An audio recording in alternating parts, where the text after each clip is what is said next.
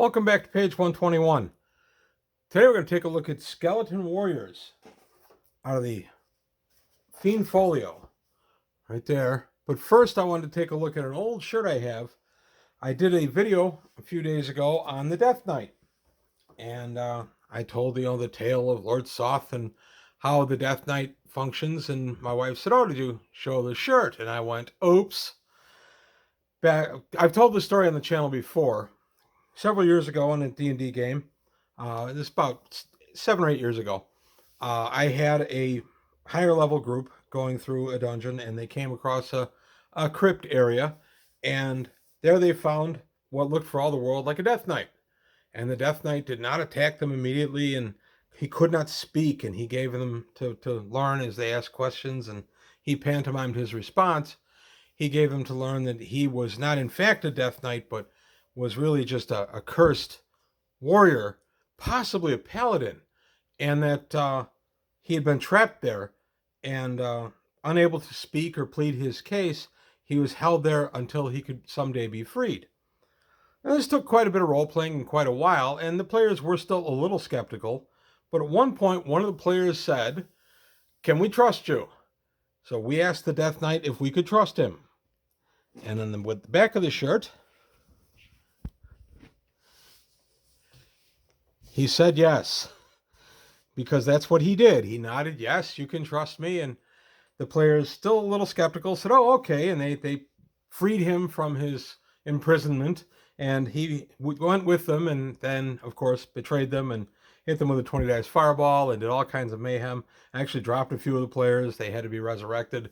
It was a lot of fun. Got a big laugh.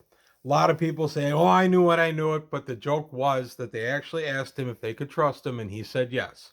So my wife had this shirt made up from a site online where she didn't do the art, but she approved the art, and had this shirt made up. So that's the story of my best Death Knight encounter. I can't believe I didn't include that in the Death Knight video.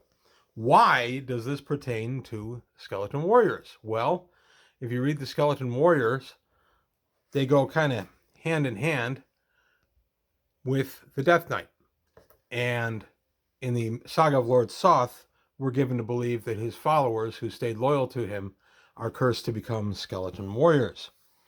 So Skeleton Warriors, a very rare, one appears, armor class 2, 9+2 hit dice to 9+12 hit dice. Number of attacks 1, damage weapon type, +3 probability to hit with weapons. Special defenses see below. 90% magic resistance, that's really powerful. Very intelligent, neutral, evil, medium. And then these are undead lords of the 10th to 15th level, formerly powerful fighters, and will have psionic abilities. They possess them in life. I don't use psionics. They are only affected by magical weapons and have 90% magic resistance. Their appearance is similar to that of a lich. Skeletal features, clad in the rich but faded and rotting trappings of a powerful fighter. It is said that the Skeleton Warriors were forced in their lich-like state ages ago by a powerful and evil demigod who trapped each of their souls in a golden circlet. The Skeleton Warriors' sole reason for remaining on this plane is to search for and regain the circlet which contains his soul. Anyone possessing one of these circlets may control the Skeleton Warrior, whose soul is stored therein when they're within 240 feet. The controller can see through the warrior's eyes when controlling a warrior in this way, but he may not himself move or cast spells. He is literally unable to do so. Thus, while in active control, the controller may cause the skeleton warrior to fight, to search for treasure, and so forth. The controller may also control the creature in a passive mode. The skeleton warrior will be inert while under passive control, and the controller cannot see through its eyes, but the controller can move and fight and cast spells. This makes for some interesting role-playing, by the way. I have used them this way, rather than just these powerful encounters where I had players try to exploit the fact that they had this powerful undead completely in their control. It makes some really interesting stuff, because you better have a party you can trust, because you are inert and basically helpless while the skeleton warrior is off doing what you want him to do. In either case, the control is lost if the skeleton warrior moves more than 240 feet from the controller, or vice versa, or if the circlet is removed from the controller's head. If the circlet remains in his possession, the controller can resume control at a later time. But if it leaves his possession, whether by accident or deliberate act, the skeleton warrior will immediately stop what's doing and proceed at double speed, 12-inch movement rate, to attack and destroy the former controller, never resting until the task is accomplished or control is reestablished. Keeping in mind he's undead, he does not have to rest. If the circlet falls into the possession of the skeleton warrior, it will die and vanish, never to reappear, and the circlet will turn to fine, valueless dust. So one quick way to get rid of these guys, once you realize this about the amulet or the circlet, is to simply hand it to them, and then they'll happily go away. When the circlet first comes into the possession of a character, particularly if he does not recognize its significance, he may be unaware that the skeleton warrior whose soul is imprisoned therein will be tracking him. To establish control, he must not only put the circlet on his head, but must be able to see the skeleton warrior and concentrate on the establishment of control over the creature. If he does not do this, the skeleton warrior will attack him in an attempt to destroy him and gain possession of the circlet. Once control has been established in the first instance, however, it will only be broken as indicated above. The circlet cannot be worn with any other headgear to be effective. The wearing of a helm, for instance, will nullify the powers, though the skeleton warrior will still be aware of its presence. The mere sight of a skeleton warrior will cause any creature below 5 hit dice to flee in panic. Clerics have no chance of turning them. That's pretty neat. Skeleton warriors usually fight with two-handed swords, but other types of weapons have been known to be used. Whatever the weapon is used, the skeleton warrior attacks with a +3 to hit bonus, although the weapon itself does not become magical. So he's got +3. Now we would know that as weapon specialization. Nothing else on the next page. That would be weapon specialization, but back then, there wasn't weapon specialization. That hadn't been created yet. So it was just a bonus he had. It was +3 to hit. By the way, I gave that +3 to hit and +3 damage. And I very often would give these guys magical weapons to boot.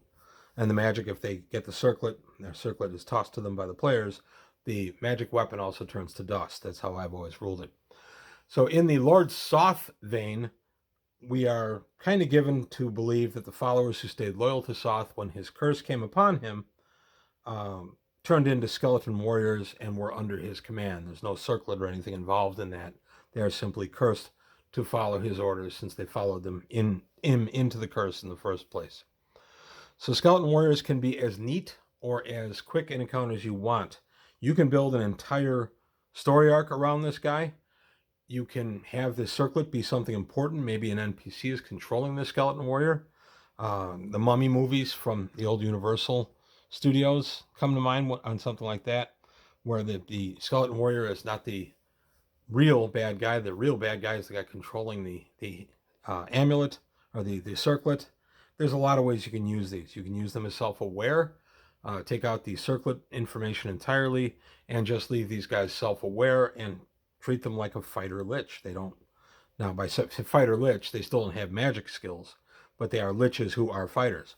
So there's a lot of ways you can use these guys. They are quite powerful at AC 2.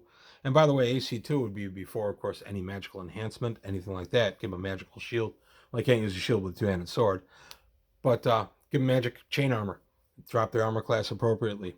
+2 chain to drop into an AC 0. 9 +2 to 9 +12 hit dice is pretty powerful. On 8-sided hit dice, that's a pretty powerful opponent.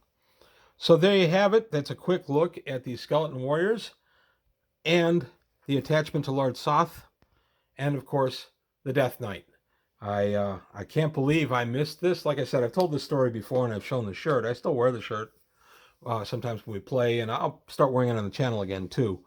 But I just wanted to go ahead and recount that story for everybody. If you are new to the channel, you probably haven't heard it. So there you have it. That's all I've got today for page 121. I want to thank you for your time. Thanks for watching. Please like and subscribe. If you can take a look at the Patreon, and if there's anything you can do to help me out there, that would be greatly appreciated. But that's all I've got for today. So thanks for watching, and I'll see you next time.